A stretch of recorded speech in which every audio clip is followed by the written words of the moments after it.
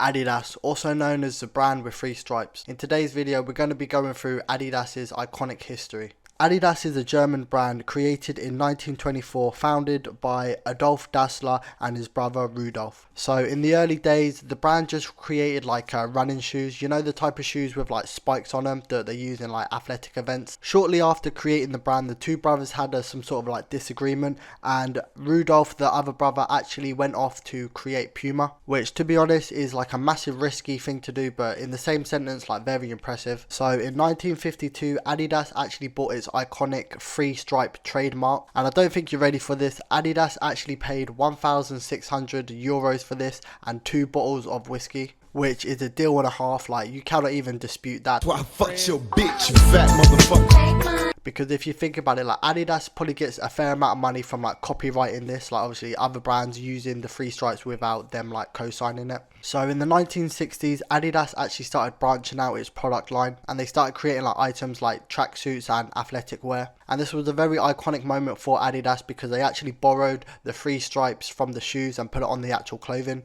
And like this was a very good move because like the three stripes on like any bit of clothing is like symbolic with like Adidas, and it's probably one of their most like iconic styles in terms of like clothing. So in 1970, Adidas actually created the football in the World Cup for that year, and this was Adidas's first time ever creating a football, and the design of the football had to specifically have like black and white patches on it. And the reason for this is so the football can actually be shown on like TV, because obviously back in the day they had like black and white TVs, because if they use like any other color, like it would sort of be harder to like see the ball. And in 1971, Adidas actually created its trifoil logo, and to be fair, in my opinion, this is my favorite Adidas logo. And soon after that, the 3-bar logo was also created. So in 1986, Adidas was actually the first brand to ever do like a collaboration with a music artist. And the music artist that I'm talking about is Run DMC. And this was a very big move for Adidas because it sort of exposed their brand to like the hip hop community. However, 1 year after that, Adolf Dassler's son actually dies. And this must have hit him real bad because like 2 years after that, he actually sold the brand. He actually sold it to this French guy called Bernard Tapie. And the company was sold for 250 million. However, with that being said, Tapie didn't do too well with the brand. For starters, he couldn't pay the loan off that he actually took to actually acquire the brand. And on top of that, he was going through some lawsuits to do with him like fixing football matches. And after that, he actually went bankrupt, and I believe he went to jail for approximately 6 months. And also within that time, the French bank actually took Adidas off of Tapie, and then the French bank went on to sell Adidas. They actually sold Adidas to a person called Louis Dreyfus,